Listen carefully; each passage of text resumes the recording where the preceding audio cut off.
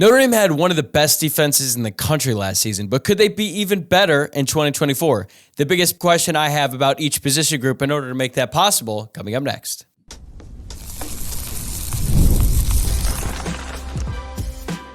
You are Locked On Irish, your daily podcast on the Notre Dame Fighting Irish. Part of the Locked On Podcast Network, your team every day. What's going on, and welcome into another edition of Locked On Irish, your daily Notre Dame podcast. And today is Wednesday, May 29th, and thank you for making this your first listen of the day. I'm your host, Tyler Wojciak. I'm a Notre Dame alum and producer at Fox Sports, and you can watch this show on YouTube or listen wherever you get your podcasts. If you are watching along on YouTube, please like the video below and subscribe to the channel if you have not already, or if you're listening to the pod, please rate the show 5 stars, leave a nice review, and subscribe there as well. All right, today on the show, I'm going to break down each position group on the defense and share the most pressing question I have about each one. I did this same exercise for the offense last week, so if you like this episode and you haven't listened to that one yet, go back and give, I believe it was last Wednesday's episode, a listen once you're all wrapped up here. But let's start with the linebackers, because personally I think this is the most interesting position on the defensive side of the football. So the biggest question I have about the linebackers is, what roles will defensive coordinator Al Golden and linebackers coach Max Bullough carve out for the young linebackers? If you were to look at the starting unit right now, it's probably going to be Drake Bowen at the Mike, Jack Kaiser at the Will, and then Jalen Sneed at the Rover. But as we know, the Rover often comes off the field when Notre Dame is in nickel, and nickel might as well be their base defense. So where does that leave Sneed?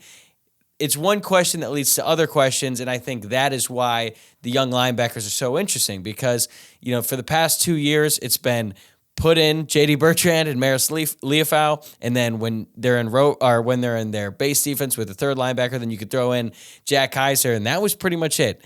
Bertrand and Liufau never came off the field, and now both of those players are off to the NFL. They still have the old savvy veteran, Jack Kaiser, who is going to be in his 6th year of college football, and he's going to be starting at the Will. I don't think he's ever going to come off the field. Now, they might move him around, but he's going to be on the field pretty much every single play, leading that defense. And that's great because, as I've said before, I think Jack Kaiser raises the floor for the linebackers, and he's going to put these young guys in positions to have success. J.D. Bertrand was responsible for doing that. He was always the guy who had to make sure that every other player got aligned, and I think that Jack Kaiser is going to have that role as well, even if he's not playing the Mike linebacker, which traditionally has that responsibility. At the Mike linebacker, we've got Drake Bowen, and I am so intrigued by him because when he was coming out of high school, he was a really interesting recruit. He was really talented. Notre Dame fought hard to get him, and then once he was committed to Notre Dame, he was the leader of the class. He was doing a bunch of recruiting, and he was so bought in to everything that makes Notre Dame great. So I know that he's going to be a fan favorite when he's out there, but he's in an interesting position because he has maybe one of the most prized recruits to play linebacker since Jalen Smith, and that's Kingston Asa, who's going to be the true freshman linebacker who is projected to back up Drake Bowen at Mike linebacker. Now, typically, you don't want any freshman linebacker starting at the Mike, and yet Notre Dame is going to have a redshirt freshman probably starting at least at the beginning of the year, and Drake Bowen, and then KVA, a true freshman, right behind him. Normally, that'd be cause for concern, but when you consider how talented both of those guys are, it does ease some concerns. So it's going to be interesting to see how Max Bullough decides to utilize KVA specifically, because Drake's probably going to be on the field most of the time, but then you have KVA who can do so many different things. He has the ability to get after the passer. He can stay in there in the box and make plays in the run game, and he's also athletic enough to cover guys in space. Is he ready to cover college-level tight ends or slot receivers or things like that? That remains to be seen, but he is so athletic, and he put on such an impressive performance in spring practice. I think that they're going to trust him to go out there and make plays in big-time situations. So those are just two guys. Let's talk about Jalen Sneed, who's not necessarily a young guy. I already mentioned him a little bit. He's projected to start at Rover, but he looks like he's finally ready to be an every down linebacker.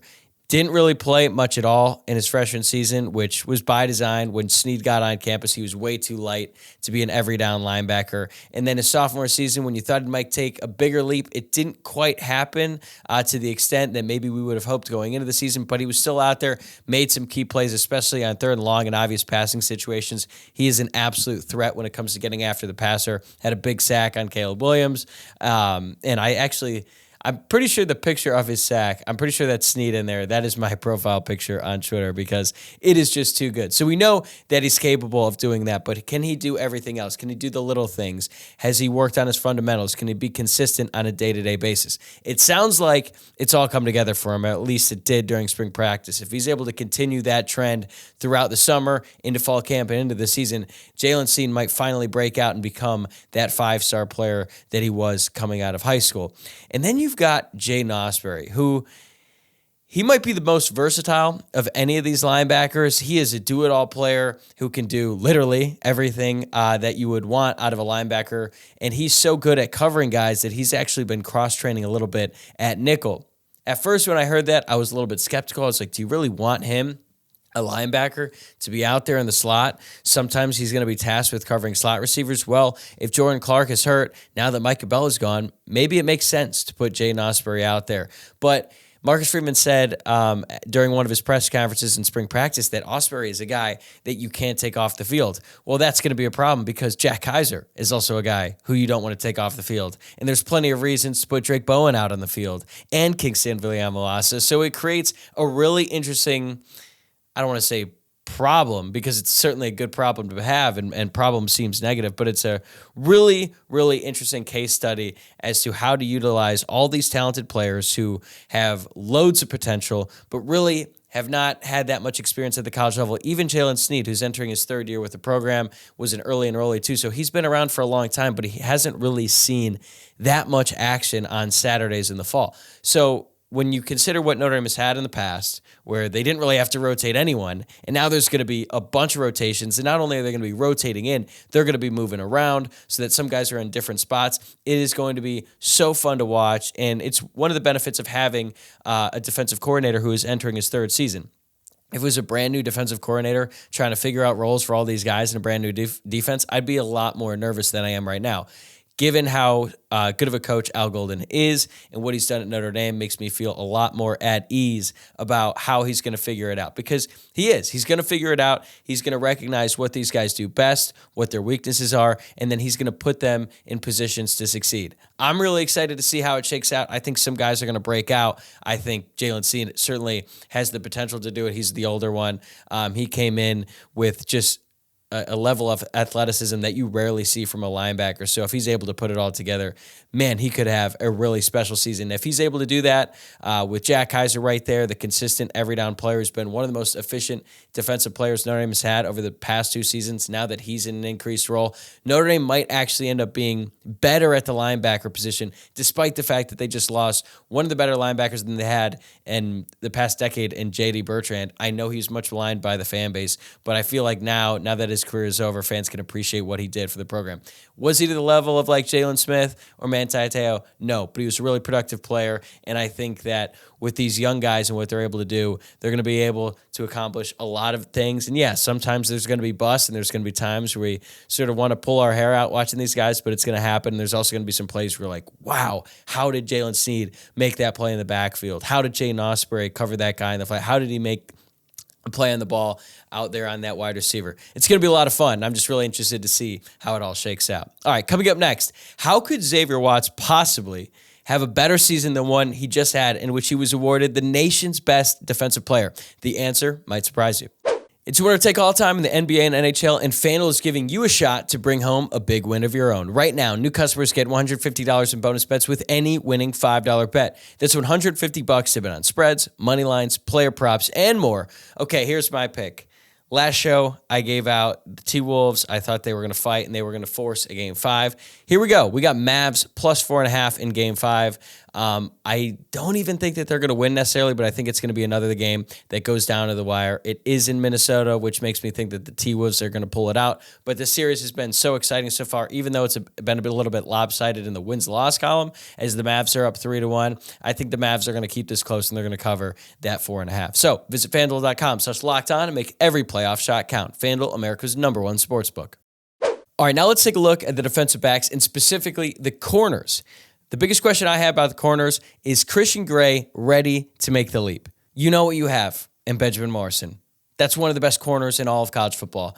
He did undergo shoulder surgery during spring practice, which wasn't the best news at the time, but it does seem like he's going to be ready and healthy for week 1 of this upcoming season. So as long as he's healthy, you are set at boundary. You can basically eliminate that section of the field when Benjamin Morrison is out there. But the field corner position is a lot more interesting because there's a real legitimate battle to be the starter between Christian Gray, who's going to be entering his second year of the program, and Jaden Mickey, who's going to be a true junior. Jaden Mickey's obviously more experienced, and he's had some highs and lows with the team so far in his career. And I feel like if Jaden Mickey does end up winning that job, or he ends up earning more snaps, at least at the beginning of the season, I feel like he's going to be a solid player. You can count on him to make some plays. He's not going to be the game wrecker or the absolute shutdown quarter that Benjamin Morrison is, but I think that Mickey will be solid. Christian Gray, however, at least in my opinion, has a much higher ceiling than Jaden Mickey. He's a little bit bigger, he's a little bit stronger, and I feel like Christian Gray has the ability to get close to the Benjamin Morrison level. I know that seems like a stretch, especially considering that Christian Gray didn't play a whole lot last year, but he did play a pretty decent amount. And as a matter of fact, I think the fact that he was able to get on the field last year at all, considering Notre Dame had Benjamin Morrison and Cam Hart, is really telling, because those guys honestly never really had to come off the field, and yet the coaching staff decided to bring in Christian Gray because he was just that good. And then you started to see it a little bit more in the Sun Bowl when Cam Hart decided to opt out. Christian Gray got a lot more reps, and he played really well in that game. His interception against Pittsburgh was one of the most athletic plays I have ever seen by a cornerback at Notre Dame. It was unbelievable. And then the excitement that you saw from the Notre Dame sideline also made me feel like, okay, Christian Gray is going to be a really good player. His team really seems to like him, and he has a really bright future at Notre Dame.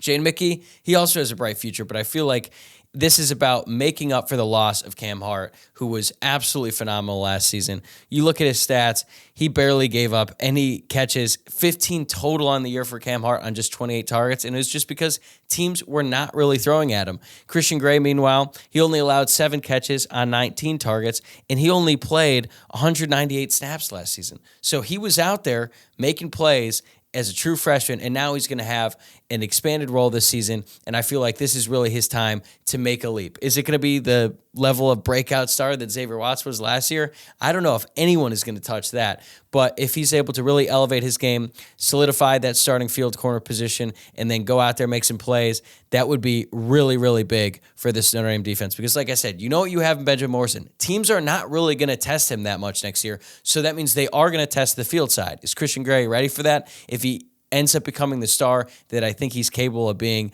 we're going to start to see it this year, and it's going to be a really fun ascension to watch if he's able to make it happen. Okay, I talked a little bit about Xavier Watts already, and that is the biggest question I have about the safeties. What will Xavier Watts do for an encore? Because he had a historic last season for the Irish. He led the nation with 7 interceptions. He won the Bronco Nagurski Award, which is given out to the best defensive player in the country. He was unanimous All-American, and yet I still think Xavier Watts has a lot more room to grow as a safety, and that's a big reason why he decided to come back to Notre Dame instead of opting for the NFL draft. I don't even know if it's possible for Xavier Watts to put up as good of a season statistically as he did last year. Finished with 52 total tackles, 3 TFLs, half a sack, 4 pass breakups, forced fumble recovery, and a touchdown on said fumble recovery. The 7 interceptions is going to be really hard to duplicate. Some of that is luck. Now, I'm not saying it's all luck. Xavier Watts was smart enough to be in the right place at the right time, make plays on the ball. It was really, really impressive. But having back-to-back 7 interception seasons doesn't really happen. But that's okay. He could still be an extremely impactful player. And as a matter of fact, I think he could be even more impactful next year because he's got another year of playing safety under his belt. He's an experienced college football player in the sense that he's been playing college football for a long time, but considering how many times he has had to switch positions throughout his college career, first he was a wide receiver, then he was a rover, then he was a safety, then they switched it back to wide receiver for a little bit, and they were like, you know what, let's put him at safety. He's much better off there. Like, it has just been an absolute roller coaster ride for Xavier Watts during his time in college. And I feel like a big reason why he decided to come back is because he recognized that there was still a lot he had to learn about playing the safety position at the college level before he went off to the NFL. Because we see all these plays, we see these interceptions, we see these highlight reel plays, and those really jump out to us. But then there's the NFL scouts who are just intently watching every single play, who know the safety position better than you or I probably ever will. And they're able to notice all these different things, all these little things that separate the good safeties from the great ones. And I think that the more Xavier Watts learns about those little things, the fundamentals, or like the next level of playing safety, being able to disguise your coverage and things like that, once he's able to do that, which I think he will, I think he's going to continue on this incredible rise that he's had so far, especially over the past year and a half, dating back to the halfway point of the 2022 season.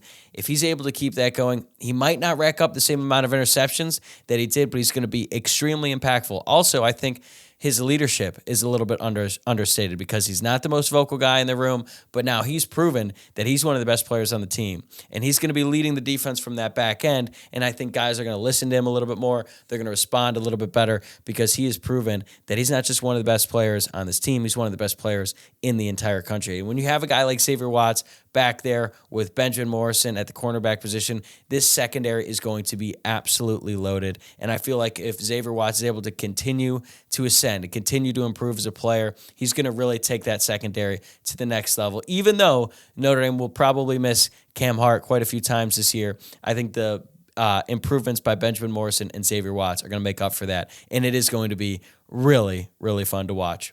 All right, coming up after this, we're going to wrap things up by taking a look at the defensive line. We know it's probably the best position group on the roster, but what would it take for this group to be truly dominant? That's next. Last but not least, we've got the defensive line. I'm going to break this up into two because I have one question about the defensive tackles and one about the edge rushers. But let's start with the defensive tackles. What's Gabriel Rubio's role? I don't really have a ton of questions about Riley Mills and Howard Cross. They're awesome. They're old. They're going to be awesome. And they probably, at least in my opinion, make up the best defensive tackle tandem in all of college football. But as we know, it takes more than just the starters to have a truly great unit. And Gabriel Rubio is the best defensive tackle off the bench. Now, Gabriel Rubio was not enrolled in the university in the spring semester, but he was around the team, at least in spring practice, and it sounds like he moved back to South Bend. That's what Jason Onye said. Onye is actually roommates with Rubio, so he's been around the team, he's been around the program, and Marcus Freeman did say that he expects Gabriel Rubio to be back with the team and with the school this summer. That's great, because Notre Dame absolutely needs him. Injuries happen all the time. It could happen to Riley Mills. It could happen to Howard Cross. You need to have depth, and Gabriel Rubio provides championship-level depth because he's an older guy. He's a veteran. He's been around for a long time. Last season, he only appeared in 9 games because he was dealing with an injury that he suffered against Navy in the season opener, but still, he was productive. The stats aren't going to blow you away because he's a defensive tackle, but when you watch him, when you watch him out there, he's a force in the middle, especially in goal line situations or when he comes off the bench and he needs to give Cross or Mills a breather. I think he's really, really good to have. And he also has a really good counterpart in his roommate, Jason Onye. Defensive line is a position that's going to rotate a lot. It happens for every team. It happens at every level. And I know people hate when I bring up Michigan, but the reason that they won the national championship last season was the strength of their offensive and defensive lines. Their defensive line was loaded with depth. They didn't have, I'm trying to think, like a Will Anderson level edge rusher, but they just had so many really talented guys. And then when one guy would come out, they just bring in fresh legs, and guess what? That guy was a stud too. I think that this Notre Dame defensive line, specifically on the interior, is capable of that with Rubio and with Onye in the lineup. Because when you look behind those guys, there's a lot of questions, right? I think Donovan Heinisch is going to be a really good player. It looks like he's ready to take on an increased role, but he's still pretty young, and I feel more comfortable with Gabriel Rubio or Jason Onye out there. Still very high in what Donovan Heinisch can do down the road, but he was always going to be a developmental piece. And then behind him, you've got young guys, Cole Mullins, who actually flashed a little bit in spring practice. And then there's Brennan Vernon, who was a highly touted prospect coming out of high school. At the time of his commitment to Notre Dame, it was a huge deal because he was rated super high on the recruiting rankings, and it looked like he was basically a lock to go to Ohio State. Then Notre Dame lands the commitment. It's this big deal. And quite frankly, Brennan Vernon has not really lived up to those expectations. Now, in fairness to Vernon, it looks like he's been moving around positions. He's had to shed some weight, and Notre Dame is still kind of figuring out what is the best role for Brennan Vernon on this defensive line. I think it's going to take a little bit more time. I watched him a little bit more closely when he was in high school because he went to Mentor in Northeast Ohio, which is where a lot of my family is from. He played against my cousin a few times, so I watched that game and specifically him on defense. And frankly, I just wasn't as high on him coming out of high school as most other people were. That doesn't mean he can't end up being a great player, but it's probably going to take some time and probably a little bit more time than some of us would have hoped, just given the fact that he was such a highly ranked recruit. But that's okay because Notre Dame has so many veterans in front of him, and they have so many veterans in front of Cole Mullins. So really, it comes down to Gabriel Rubio, his status with the team and the university, and his health, because as I mentioned, he dealt with some issues last year. I think it was a knee injury that he suffered against Navy. But if you've got Howard Cross and Riley Mills, two fifth-year guys, and then you've got Onye and Gabriel Rubio, two more experienced veterans as backups, that's a college football playoff level starting unit and a college football playoff level reserve unit to back them up. But it is critical that Rubio is a part of that because after that, then you've got some young guys coming in, and even though that's probably good for their development, just the fact that they're getting out there, it will probably lead to a lot more mistakes on the middle, and you don't really want that, especially when you're trying to have one of the best defenses in the country this year. Okay, our last one here. Let's look at the defensive ends, and the question I have is, have we seen the best of Jordan Botelho? I actually feel like Jordan Botelho is almost underrated now because he's sort of forgotten in the everyday conversation about the Notre Dame football team. Because if you were to think back to this time last year during the offseason when, I'm doing segments about potential breakout players who could really shift the expectations on that Notre Dame defense, Jordan Botelho was a very popular candidate because he had flashed in the bowl game in the year before against South Carolina. He had a couple of sacks in that game, and this was going to be his first chance to be an every down starter. During the first couple of years of his career, it was kind of all over the place. He dealt with some issues of just getting in the doghouse with Brian Kelly, and also they didn't really know what position best suited him. And when he was out in the field, he was definitely prone to getting an unnecessary roughness penalty or something like that because the dude was just a force, and he would play through the echo of the whistle, as my old football coach liked to say. Now he's in a role where he's probably the least talked about defensive lineman because you've got Howard Cross and Riley Mills in the middle. You've got R.J. Oben, the Duke transfer, who looks like he could have a really good season this year for the Irish at the strong side end position, and he's really, really good at getting after the passer. So it seems like we've kind of forgotten about Jordan Botelho and what he could do. Well, he also looked really good in the bowl game against Oregon State.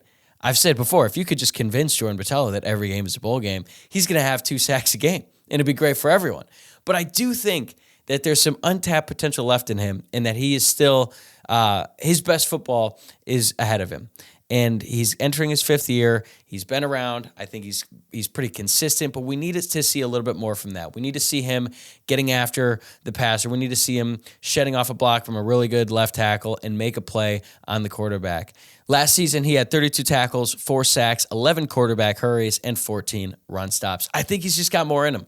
We've seen flashes. If he can get that sack count up to like 6 or 7 and play closer to the level of Javonte Jean-Baptiste, even though it's a different position, then that changes the whole dynamic of this unit. Because if Notre Dame can rush with 4 guys, it just makes everything easier for the linebackers in the secondary behind them. Because last year, Al Golden was able to make up for the lack of just one truly dominant pass rushing threat by getting really exotic with the blitzes and especially with the linebackers. Oftentimes, the opposing quarterback had no idea where the rush was coming from. And Al Golden is certainly going to do that. He's going to continue to find ways to confuse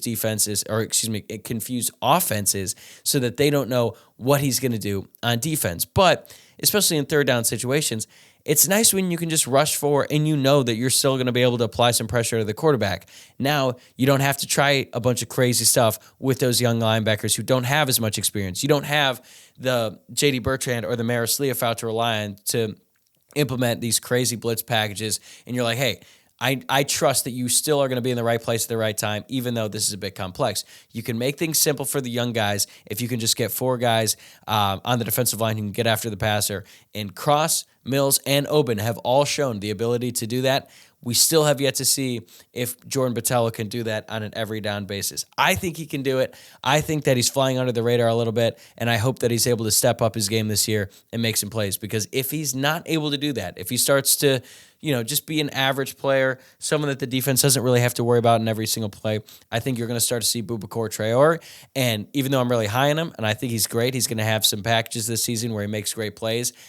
I would like to see Jordan Botelho do it because he's also proven that he can be a little bit more effective in the run game. And I still think that even though the sky is the limit for what Bubakor can probably do during his time at Notre Dame. I still think he has a pretty significant learning curve, especially in the run game that he's going to have to figure out. So if you have the trusted veteran out there who can make those plays, I feel like that's going to bode really well for the defensive line and the defense as a whole. So I'm rooting for Jordan Battelle. This is his last year with the Irish. I know that some people thought he might transfer after last season, get a fresh start somewhere else. Nope, he decided to stick around, stay at Notre Dame, and I'm really excited about the season he could have for the Irish, because if he takes his game to the next level, like we always talk about these breakout young guys, if you have a breakout fifth-year guy, this defense, and specifically this defensive line, could be one of the best in the entire country.